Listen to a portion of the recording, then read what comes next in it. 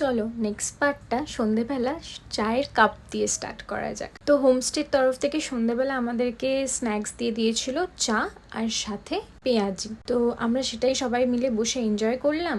দেন ওই সন্ধেবেলা আমাদের বারবিকিউ করারও কিছু প্ল্যান ছিল, যেটা আমরা আগে থেকেই হোমস্টের সাথে কথা বলে বুক করে রেখেছিলাম। তো সেই মতো আমরা সবাই মিলে বারবিকিউ খুব ভালো এনজয় করতে করতে খাওয়া দাওয়া করেছি।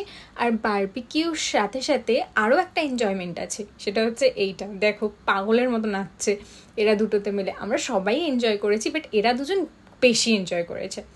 গানগুলো যদি রাখতে পারতাম তাহলে আমি অবশ্যই দেখাতাম তোমাদেরকে। আর এখানে আমার বাবাও লেগে পড়েছে, বললো আমি নিজে হাতে একটু কিছু এক্সপিরিয়েন্স করতে চাই। তো আমার বাবা ওখানে বসে বারবিকিউ করছিল আর আমরা সবাই মিলে এখানে এনজয় করছিলাম। তো তারপর রাতের বেলা ডিনার কমপ্লিট করলাম আমরা রুটি, আলু ভাজা, চিকেন দিয়ে।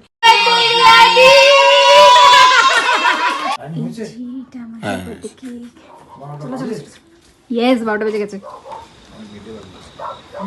বাবা ওই দেখো বেরিয়েছে, গণেশ জেঠুরাও বেরিয়েছে।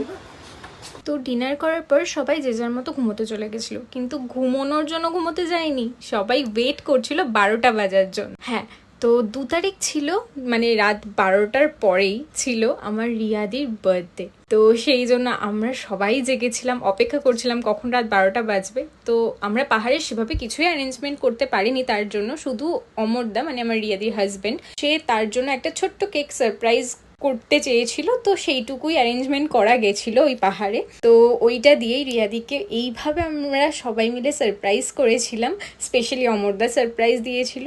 হ্যাঁ, তো ঠিক এইভাবেই আমরা আমাদের ফার্স্ট ডেটা পাহাড়ে খুব সুন্দরভাবে কাটিয়েছিলাম। তো তোমাদের যদি আমার এই মিনি ব্লগগুলো ভালো লাগে, then please do like, comment, share and follow me. Thank you, tata.